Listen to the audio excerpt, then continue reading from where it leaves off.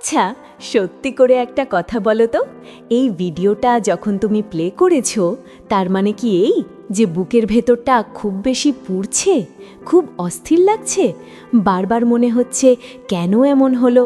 যে মানুষটা তোমাকে ছাড়া এক মুহূর্ত চলতে পারতো না, আজ সে তোমাকে দেখেও না দেখার ভান করে চলে যাচ্ছে। তুমি হয়তো ভাবছো একটা মেসেজ বা একটা কল করলেই সব ঠিক হয়ে যাবে।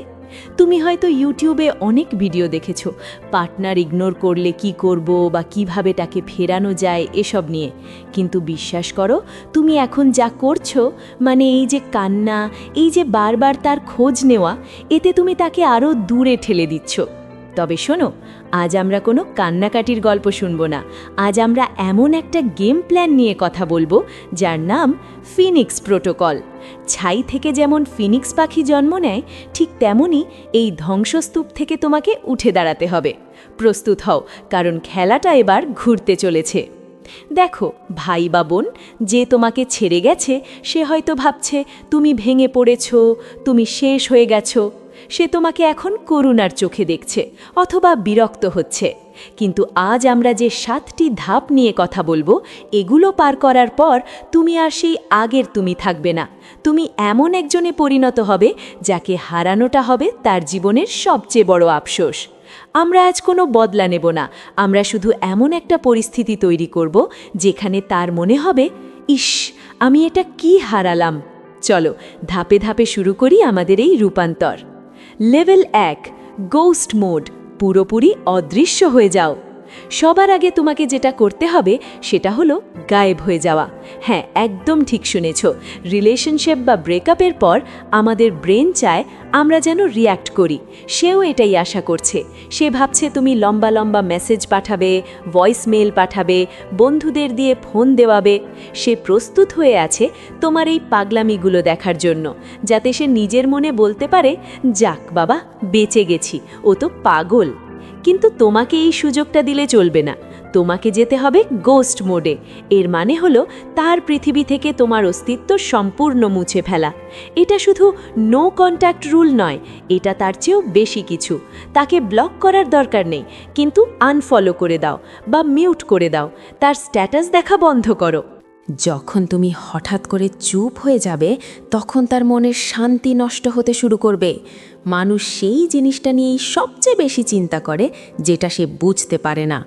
যখন সে দেখবে তুমি কোনো রিয়াকশন দিচ্ছ না, তুমি কাঁদছো না, তুমি অভিযোগ করছো না, তখন তার মনে প্রথম প্রশ্ন জাগবে, ও কি আমাকে ভুলে গেল? ওর কি আদৌ কষ্ট হচ্ছে না? এই অদৃশ্য হয়ে যাওয়াটাই তোমার প্রথম জয়। মনে রেখো, তোমার নীরবতা তোমার 1000টা শব্দের চেয়েও বেশি শক্তিশালী। তাই আজ থেকেই তার প্রোফাইল স্টক করা বন্ধ করো। সে কি করছে, কার সাথে মিশছে, এসব খবর নেওয়া বন্ধ করো। নিজেকে এমন এক কুয়াশার আড়ালে নিয়ে যাও যেখানে সে তোমাকে খুঁজলেও পাবে না। লেভেল 2, নিজের আপগ্রেড ভার্সন, বডি, মাইন্ড, মানি। এখন তুমি একা, হাতে অনেক সময়, আর বুকের ভেতর জমে আছে এক পাহাড় সমান কষ্ট আর রাগ। এই এনার্জিটা কোথায় কাজে লাগাবে? বালিশে মুখ গুজে কেঁদে? একদম না। এই কষ্টটাকে জ্বালানি হিসেবে ব্যবহার করো। তোমাকে এখন নিজেকে আপগ্রেড করতে হবে, ঠিক যেমন আমরা ফোনের সফটওয়্যার আপডেট করি। প্রথমে আসো তোমার শরীরের দিকে। জিমে ভর্তি হয়ে যাও অথবা বাড়িতেই ব্যায়াম শুরু করো। যখন তুমি ভারী ওজন তুলবে বা দৌড়াবে, দেখবে ঘামের সাথে সাথে তোমার মনের বিষও বেরিয়ে যাচ্ছে। এটা কাউকে দেখানোর জন্য নয়, এটা তোমার নিজের কনফিডেন্সের জন্য। আয়নার সামনে দাঁড়িয়ে যখন তুমি দেখবে তোমার শরীরটা আগের চেয়ে ফিট, তখন তোমার নিজের প্রতি শ্রদ্ধা বেড়ে যাবে। আর বিশ্বাস করো, একটা সুন্দর ফিট শরীর যে কোনো প্রাক্তন প্রেমিকের জন্য একটা বড় ধাক্কা। দ্বিতীয়ত, তোমার মন। এই সময়টা আজে বাজে দুঃখের গান শুনে নষ্ট করো না। বই পড়ো, নতুন কিছু শেখো, ইউটিউবে স্কিল ডেভেলপমেন্টের ভিডিও দেখো। নিজেকে মানসিকভাবে এত শক্ত করো যেন ছোটোখাটো ঝড় তোমাকে আর নাড়াতে না পারে। তৃতীয়ত, টাকা। ক্যারিয়ার বা পড়াশোনায় ফোকাস করো। পকেটে যখন নিজের উপার্জনের টাকা থাকে তখন ইমোশনাল কষ্টগুলো অনেক হালকা মনে হয়। টাকা তোমাকে স্বাধীনতা দেয়। যখন তুমি আর্থিকভাবে স্বাবলম্বী হবে তখন তুমি বুঝবে যে কারো ওপর নির্ভর করে বেঁচে থাকার নাম জীবন নয়। নিজেকে এমন জায়গায় নিয়ে যাও যেখানে তুমি নিজেই নিজের রাজা বা রানী।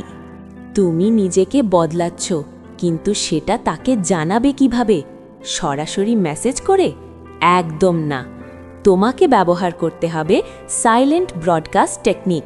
মানে হলো, তুমি কিছু বলবে না, কিন্তু তোমার কাজ কথা বলবে। সোশ্যাল মিডিয়া এখন তোমার হাতিয়ার, তবে এখানে কোনো দুঃখের স্ট্যাটাস দেওয়া যাবে না, কোনো ভাঙা মনের গান শেয়ার করা যাবে না। তোমাকে দেখাতে হবে যে তুমি তোমার জীবন নিয়ে ব্যস্ত এবং খুশি। নতুন কোথাও ঘুরতে গেলে একটা সুন্দর ছবি দাও, নতুন কোনো বই পড়লে সেটার ছবি দাও, বন্ধুদের সাথে আড্ডা দিলে সেটা স্টোরিতে দাও। তবে সাবধান, এটা যেন শো অফ বা লোক দেখানো মনে না হয়। এমনভাবে উপস্থাপন করো যেন এটাই তোমার স্বাভাবিক জীবন। যখন সে বা তার পরিচিত কেউ তোমার এই পরিবর্তন দেখবে, তখন তাদের মাথায় একটা সিগন্যাল যাবে, আরে ও তো দিব্যি ভালো আছে, আমার চলে যাওয়াতে তো ওর কিচ্ছু যায় আসেনি। এই কথাটা তার ইগোতে সরাসরি আঘাত করবে। সে ভেবেছিল তুমি তাকে ছাড়া অচল, কিন্তু তুমি প্রমাণ করছো যে তুমি তাকে ছাড়া আরও ভালো আছো। এই মেসেজটাই তাকে অস্থির করে তুলবে। নাম্বার 2, রহস্যময়তা বা মিস্ট্রি তৈরি করা। মানুষ সবসময় খোলা বইয়ের চেয়ে রহস্যময় বই পড়তে বেশি পছন্দ করে। তোমাকে এখন হতে হবে একটা রহস্য। নিজের জীবনের সব কথা সোশ্যাল মিডিয়ায় বা কমন বন্ধুদের কাছে বলে বেড়াবে না। তুমি কোথায় যাচ্ছ, কি করছো, তোমার ভবিষ্যৎ পরিকল্পনা কি, এসব নিজের মধ্যেই রাখো। যখন সে তোমার সম্পর্কে কোনো খবর পাবে না, তখন তার কৌতূহল বাড়বে। সে ভাববে, ও আসলে করছেটা কি? ও কি নতুন কাউকে পেল, নাকি কোনো বড় কিছু ঘটতে যাচ্ছে? এই যে তাকে ভাবানো, এটাই তোমার কাজ। তাকে ভাবতে দাও, তাকে অন্ধকারে রাখো। মনে রাখবে, সহজলভ্য জিনিসের কদর কেউ করে না। যখন তুমি তার কাছে সহজলভ্য ছিলে, সে তোমাকে গুরুত্ব দেয়নি। এখন যখন তুমি ধরাছোঁয়ার বাইরে, তখন সে তোমাকে জানার জন্য, বোঝার জন্য ছটপট করবে। এই রহস্যময়তা তোমাকে তার চোখে অনেক বেশি আকর্ষণীয় করে তুলবে। সে তোমাকে নতুন করে চিনতে চাইবে। লেভেল 5, সোশ্যাল প্রুফ ইঞ্জিন, চাহিদা ও যোগান। ইকোনমিক্সের একটা সহজ সূত্র আছে, যে জিনিসের চাহিদা বেশি তার দামও বেশি। তোমাকে এখন নিজের ভ্যালু বাড়াতে হবে সোশ্যাল প্রুফের মাধ্যমে। এর মানে হলো, অন্য মানুষ তোমাকে কিভাবে দেখছে। তুমি যদি নিজেকে ঘরকুনো করে রাখো তাহলে চলবে না। ভালো এবং সফল মানুষদের সাথে মেলামেশা করো, নতুন বন্ধু বানাও।